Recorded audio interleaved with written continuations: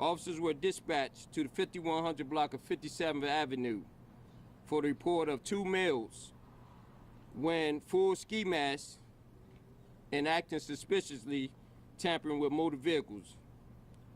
Once in the area, officers observed two males wearing those ski masks and attempted to speak with them. One male fled on foot and was apprehended. A second male entered into a vehicle and attempted to run over our officers. The officers gave loud verbal commands to the driver of the vehicle to stop and show his hands, which he refused all commands and continued to drive at a high rate of speed towards our officers in an attempt to run them over and flee the area. The male fled in an automobile, striking the rear of one of our police cruisers, marked police cruisers, causing significant damage to the vehicle. Officers discharged their weapons in self-defense. The vehicle was pursued into the District of Columbia, where the suspect was subsequently detained in the 2300 block of Good Hope Road, Southeast Washington, D.C.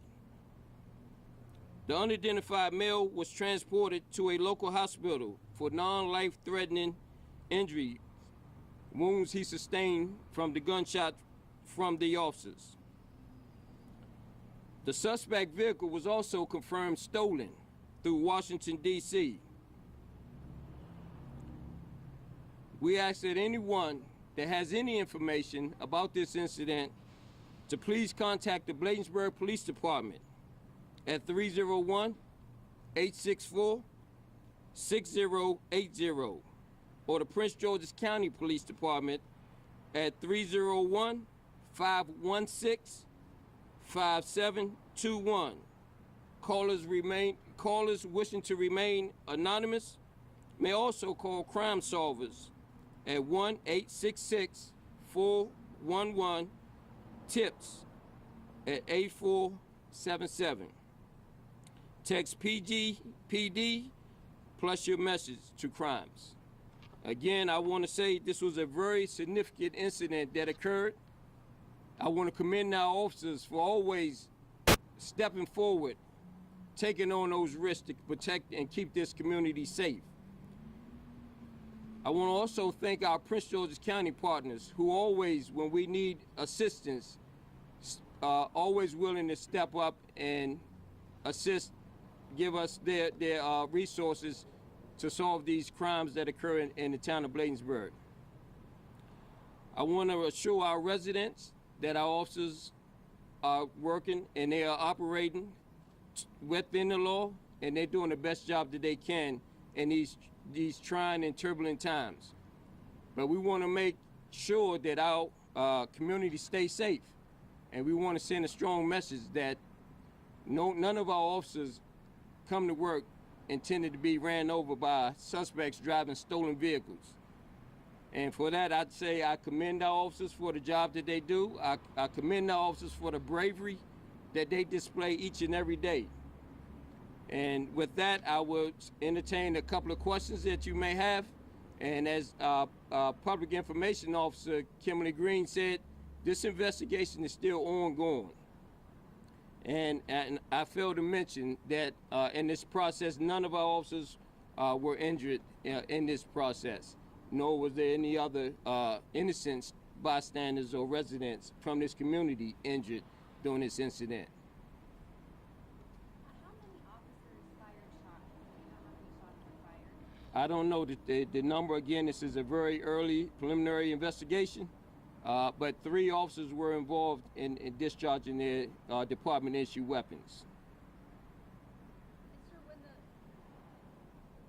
first attempt to run the officers over happened, were those officers outside the vehicle or inside the vehicle? Well, we had officers outside the vehicles as well as inside the vehicles. That's a very good question. I'm glad you raised that question, because this individual was clearly intended on running over our officers He rammed one of our cruisers and attempted to ram a second cruiser, but that officer was able to graciously move over and allow this individual to get around him, to prevent collision to the rear of his vehicle. So he sent a strong message to us that he did not intend to obey or comply with any of the officer's commands, and he clearly wanted to make his escape good by any means necessary, to include running over my officers. And is there body worn camera video available for review? Yes, I did review the body camera worn video, and we do have that. We will make that available later. As I stated earlier, this investigation is very preliminary, and right now our partners from Prince George's County CERT team, they will be leading this investigation, working in tandem with our criminal investigations detectives.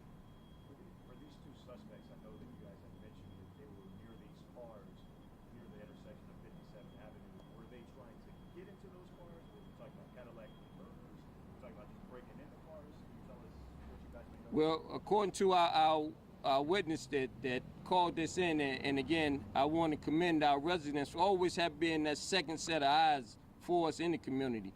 But in this instance, our caller advised that she witnessed these individuals going up and down, tampering with motor vehicles to the tune that she was afraid to get out of her own car to walk into her apartment because she was fearful that she may be the victim of some sort of crime.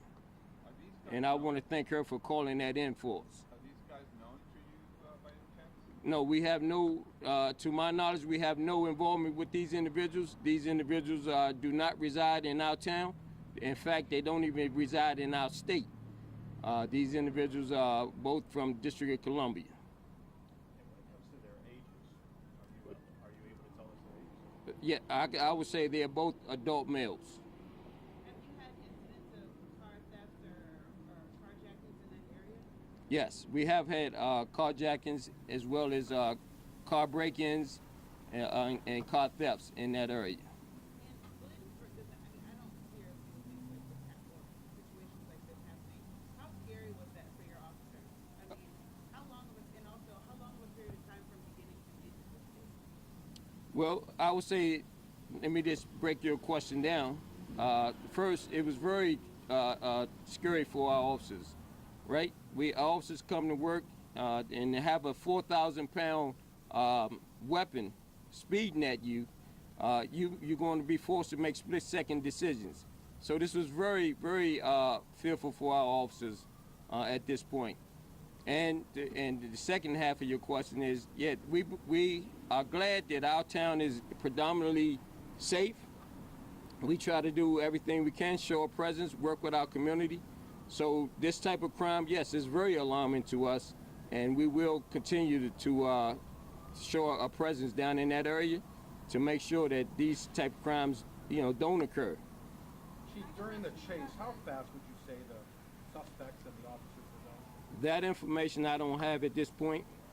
Again, it's very preliminary in this investigation, so I do not have that information at this time. I will say that this individual did drive his car with his hood fully extended after ramming into our cars, and he made it from here back to Southeast DC with his hood wide open. So it's a miracle that no motorists were injured and no innocent pedestrians walking along the sidewalk or crosswalks were injured by this individual who was hell-bent on escaping from us. Can I ask you about the timeline? Should after he was shot, continue driving? Yes, ma'am. Yes. The officers had no clue at that point if he was hit because he still sped away after ramming one cruiser and attempting to run into another cruiser and then continuing his escape in his stolen automobile back to Southeast DC Good Hope Road, 2300 block of Good Hope Road, Southeast Washington, D.C. And where was he shot? Well, at this point, we don't have that information. Well, he was shot in the upper torso somewhere. That's all I can say about that. Chief, can you clarify which department ultimately apprehended the suspect? Was it Bladensburg Police? Was it BGPD? So it was Bladensburg PD because we were in pursuit of the individual, but we did make contact with our partners in Washington, D.C. Metropolitan Police Department. And once we got back, we made notifications to our partners in Prince George's County Police Department to assist us with the investigation, because we always want to be transparent in these investigations, especially in these trying times that we're living in now. And that suspect's still in the hospital this morning? I'm sorry? That suspect's still in the hospital this morning? Yes, he is. I know you said that criminal charges are still pending in your news release. What type of charges are these suspects potentially looking at? Well, he's looking at felony charges, I'll say that, and we will, put the charges out later. But he's looking at felony charges. You attempted to run over a uniformed police officer in the line of duty in a stolen vehicle that was recovered in our town, as well as some other charges that he'll be looking at. Thank you, Chief. All right, thank you.